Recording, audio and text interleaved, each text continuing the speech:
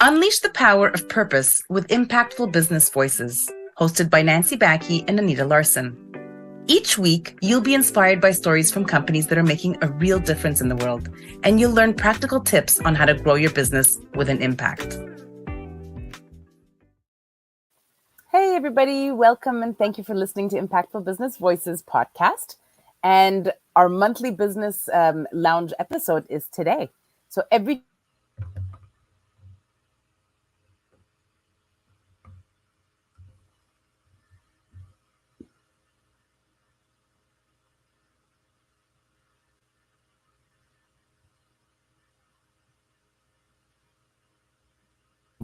today we're going to provide a lot of valuable information, and we highly recommend that you get your pen and notepad, and not just just do it by ear, maybe computer notes, whatever is preferable for you.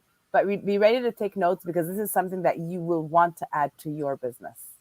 So today we are your hosts. I'm Nancy Baki. And I'm Anita Larsen. And we are so excited to be back here and talk about this. Another important strategy. And we just love to share this and be able to help when we can. So, like most of us, I know most of you are struggling with being able to have that predictable flow of leads that convert to clients. I think that's the never-ending biggest struggle of business owners. Would you say, Nancy? They're always looking for leads, no matter what. Always, yes. So today we're going to talk about a great strategy, my favorite strategy to get a consistent stream of clients for your business. Because right now, most likely you're getting clients from a few places, but there's nothing predictable about it. Most likely they're coming from referrals, networking, what Nancy and I like to call the hope method. We hope we can get somebody that way, right? Or maybe you're spending some money on advertising that may or may not be performing. And we're not even sure, you may not even have a budget for paid advertising yet to spend on like client acquisition. And we just know as a business owner how nerve-wracking it can be. Your business depends on these leads. And if you're not sure where your next client is going to come from, it's very stressful. So we're going to talk about joint ventures and strategic partnerships. And these are the best strategies to get results, to get a predictable stream of leads with no upfront cost or investment. So, Nancy, tell us more about it. Absolutely. And actually, I wanted to dissect lead for a moment. Some people think a lead is they can buy leads, or I don't know what people want. I don't even know how people even think. How can I buy a list of leads? I mean, it's not a list of leads. It's a list of businesses, right? That's what it is. That's not the game we play, because that is a game that we don't know what guarantee it is. Joint venture, you will be able to have a relationship with someone that will give you warm referrals, right? So it's a very different. So let's dissect what it is first, because a lot of people that have no idea what joint ventures or strategic partnerships are. So first, it means that you're really partnering with other brands, other companies, or other business owners that have that same ideal target customer as you do. Really, it's a mutual beneficial alliance that you're creating together. A really solid joint venture, it really can provide unique benefits to both partners and unprecedented value to your clients, right? There's no like Anita said, there's no upfront costs involved. It's the time to actually prepare them that takes the longest. But once they're prepared, guess what? You have them for life, right? Or as long as that relationship goes on. But the compensation will be based on a percentage off a deal, off a closed deal or a signed client that you have, allowing you the opportunity to really find that right partner and not wasting time and money on relationships that are not going to really work for you guys in the long run, right? The best part of these types of partnerships is their long-term strategies, right? Yes, like I said before, they take time to build, but once they build, they can last for so many years. Yeah. Right. I mean, Anita, look, I'm sure a lot of people, they don't know very much about what to do. Where do they get started? I mean, it's a Hmm. no cost strategy. Maybe you could share with them a little bit about how they can get started. Yeah, because I'm sure many of you now are sitting there thinking about, well, I don't know who I could possibly create a joint venture with. How do I find somebody that would work with me or work for me? So let's talk about that. So there are two questions you need to ask and find the answers to when it comes to initiating a joint venture or finding that perfect partner for you. And that is one, who is my ideal customer? And if you don't know your ideal customer, I know we keep saying this episode after episode, but you need to go through that exercise to figure out who your ideal customer is.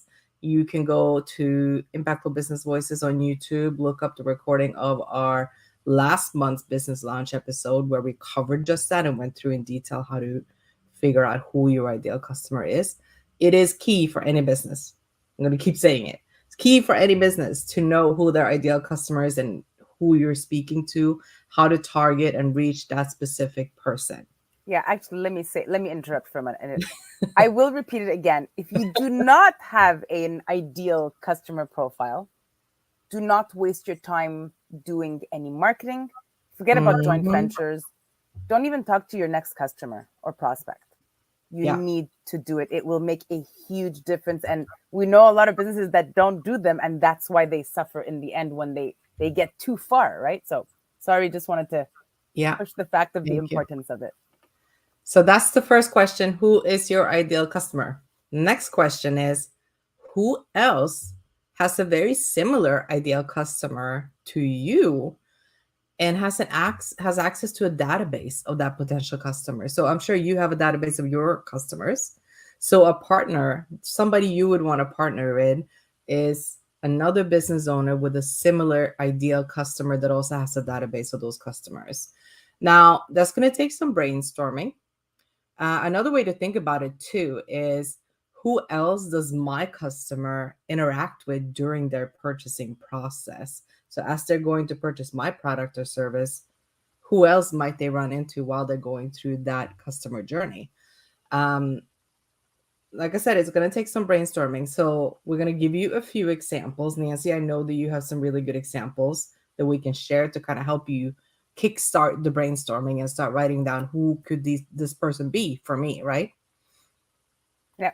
So I'll use I'll give a few little examples, and they may not be your specific industry, but hopefully one of these three are gonna talk to you, and you're gonna feel like aligned. And you so let's call a business coach. I mean, even though business coach word is not my favorite word, but business coach. Let's go there. You can create a successful joint venture with many different people. First of all, accountant. An accountant also works with business owners, and they have a unique insight into that financial state of that business and the overall state of their business. And remember, they're a warm client. They already know and trust that client that they're doing their taxes for every year, right? But this would be a great client for the business coach and for the accountant. They'd be able to offer it something valuable and something new that the accountant never has offered before. You know, so that's one really, really good example. I mean, Anita and I, accountants are one of our favorite joint ventures. I mean, we show that accountant exactly what we're going to be able to help their client with, right? And then they see it and they're like, "Oh my God, you got to speak to Anita or you got to speak to Nancy," right? So that's how you want your joint ventures to be. I'll give you another one as a relationship coach. Um, they could create a good and successful joint venture with a local speed dating service, where they're providing relationship coach for the client, and they're offering a valuable service and a higher successful matching rate for that dating service. So again, you want to understand what is that problem that person has, and if you have that solution and you're dealing with that same client, then that is a great step one, right? um, Thinking of another example, it's just a traditional example. Just think about purchasing, the purchasing path your customers are when they engage with you. Imagine you're a flower shop, and your customer is shopping. she's getting married soon, right? So who else will engage in that process of preparing her wedding, right? They need to buy rings, a possible wedding planner, finding a venue, catering company, photographer, printer, or invitations, um, maybe even traveling, for their honeymoon. Things like, I mean, there's a lot involved in getting married. But all of these companies and the business owners, they're potential partnerships for you. And if they trust each other, then it just makes it easier for you or for that woman that's getting married to actually go and be able to see these, right? But then you're a potential referral partner for them. So I hope that this makes sense. These are just a few examples, but now it's time for you to really put your thinking cap on and really brainstorm options. Do not think that you're going to get a JV partner in 30 minutes after you watch this recording. It's just not going to happen. You want to take the time, not just brainstorm. Maybe talk to a few people that you know. If you have a business coach, talk to them. If you have business friends that are, in that mindset, talk to them. Don't do everything on your own. And if you're stuck by yourself, please, Anita and I are always available to answer your questions. Anita, go for it. I mean, how do they get started?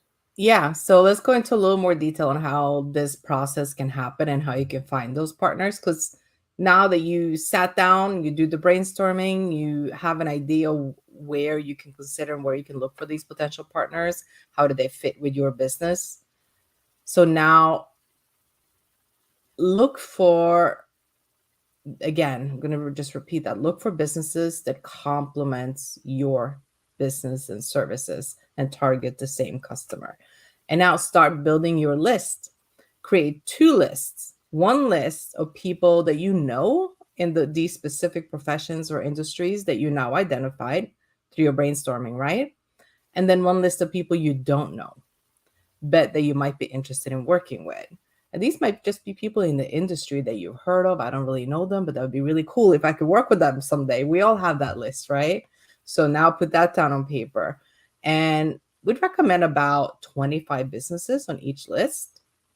Sit down and think about, how do you want to position this to the potential partner that you're going to reach out to?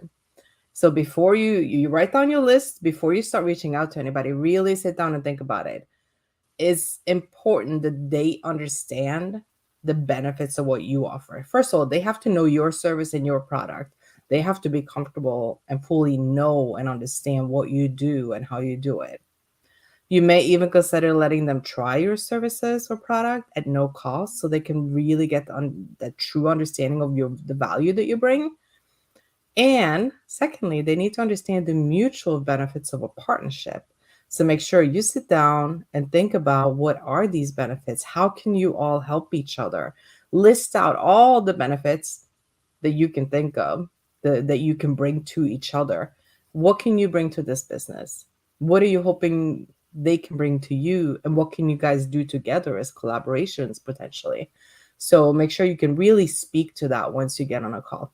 I just want to speak Yeah. to that, Anita, before you continue. That is one of the most important things that Anita just said.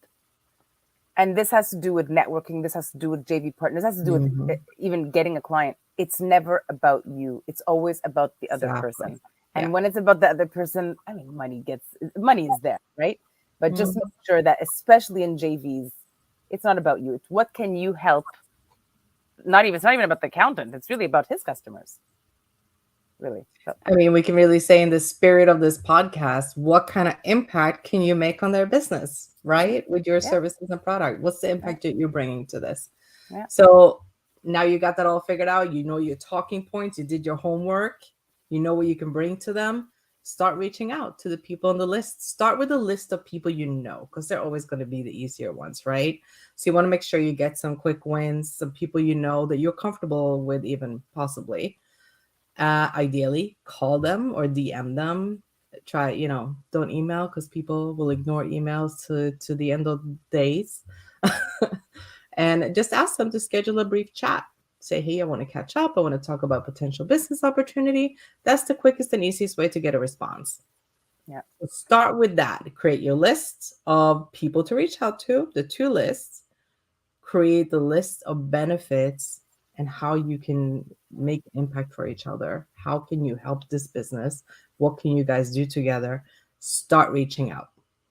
Yeah. And what's really important with the email is that, or text message, or however you're going to do it, even though yes, email is not the best, um, don't do a spam email. Like, don't say, "Oh, hi," like, no, be very direct. "Hi, Anita. It was really great talking to you." Like, have a relatable, have it sound like a good email, not just like a spammy Mhm. one that I'm sending 25 emails in the same 30 seconds, right? Yeah, So just personalize it. very, very Yeah. important.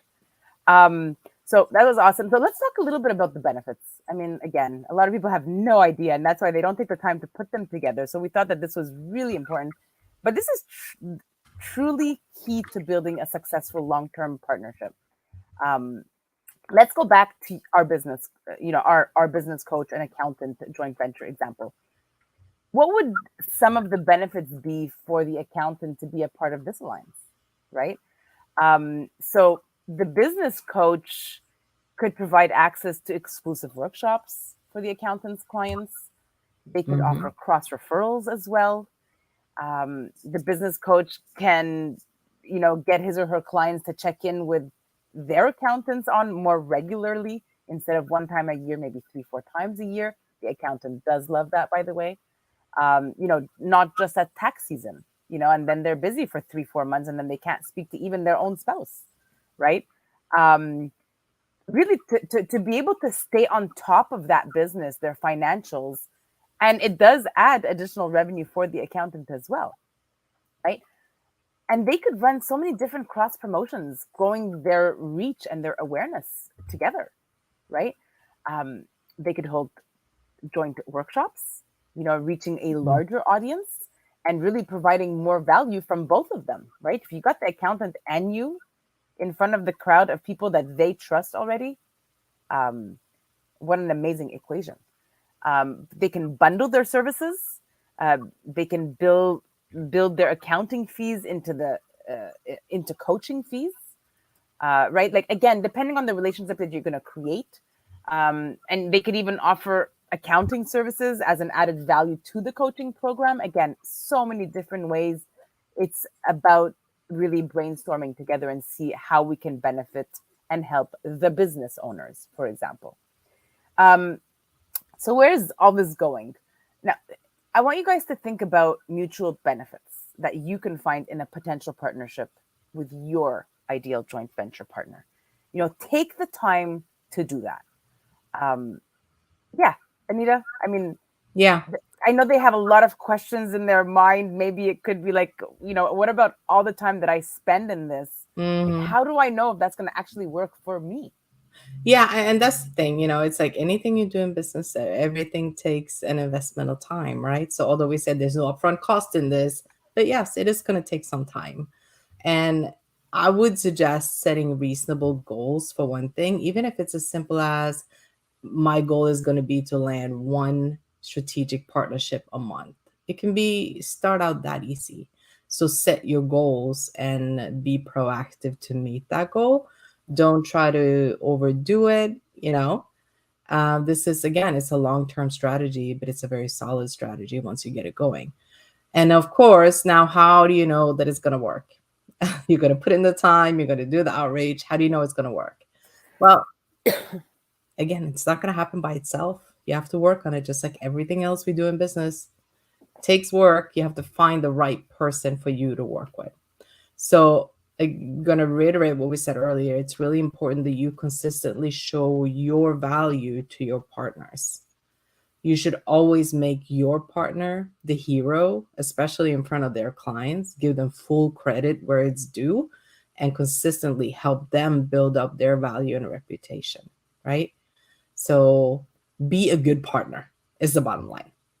Yeah. Make it easy for them to promote you and your services. The way you treat them is how they will treat you ultimately.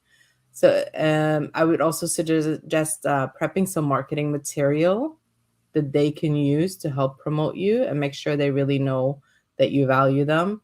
Um, in the marketing material, you know, have your messaging in there, have your benefits, all the values that you bring to your clients, so they would know how to talk about it. Now, say you go through all this, you go through this exercise, you find a couple of people that agree to partner up with you, and you start down this road and there's not really any value there, or the relationship is really not that great. Well, then move on. Move on to the next person that may be a better fit. Is that simple? You're not out any money. If anything, all you did was generate some awareness and goodwill from reaching out and starting talking to new people and looking to create partnerships. So if it's not the perfect fit, that's okay. Go to the next person, because just like any, and I think Nancy and I can speak to this with confidence, because especially in business coaching, we don't work with just anybody. It has to be a good fit personality wise and relationship wise, because it's a very close relationship. And I think that's the case with any partnership. You want to partner with people that you're comfortable with, that you click with, and that ultimately you're going to trust and work with long term. Yeah. So don't hesitate to let somebody go if it doesn't work out. And again, I'm going to just push the most important point in creating a joint venture. It's not a sale. You're not trying to close a sale. That's not what it's about. Great point. It is about relationship. It is really about, and please don't forget to show them what you do, because then it'll be a sale and they're never going to talk about you. Right? Like for us, we take them through the interview and the assessment. Why? If they don't see what we do and our process, why are they gonna? I mean, how are they gonna talk about us? How are they say, "Oh yeah, you really got to talk to Nancy," or "You really got to"? They're not. So if you really want them, go deep into that. You're not charging them. You're taking, it's your time and their time, but take the time to do that. It is one of the most important. So guys, there you have it. I mean, JV, I mean, there's not much about it. There is, again, the most important is the time that you take to do it. But if you're a business owner or an entrepreneur that's really looking for a predictable way to get clients, this is going to really set you up for growth and future success. A really productive JV, a joint venture or partnership, it's going to really provide you with your partner with an ongoing stream of clients due to your joint efforts. And it's really just a matter of time, really, to find the right people for you to work with. That's really what it is. Guys, after watching this, I hope you're really more open to the idea to adding this to your business. Because again, we are in an era, I like to call it, we're in a relationship era. We're not in a sales era like we were 20 years ago, where there was one accountant, one lawyer, etc. There's 20 accountants and 20 lawyers just in your backyard, right? So who do you want to work with? Who is going to want to work with you, right? Now, I know that everyone has to find strategies that work for them. So if this is not it, then Anita and I would love to help you really find the strategy that is really aligned with you and your business. Don't hesitate to reach us. You know how to reach us at info@impactfulbusinessvoices.com. You're more than welcome. Schedule a quick chat with us about this strategy or anything else that we've covered in our podcast. Connect with us on LinkedIn or by email, of course. And guys, we're always here for you. We know how joint ventures work. We know how these no-cost strategies work. We just wonder all the time, why do companies not take the time to put them together? So we're here for you guys.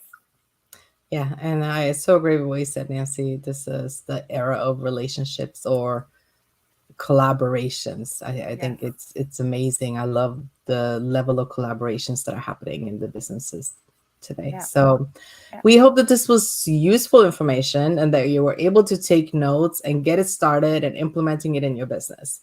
So if you missed some steps, just feel free to watch this back. The recording will be on our YouTube channel immediately following this live. And like Nancy said, we're always open to chat. Reach out. One more thing to mention: if you are an impactful business owner, if you have a story to share, or you're making an impact with what you do every day with your services or products, we'd love to speak with you and possibly have you as a guest on the show. So also reach out if you're interested in being a guest on the show.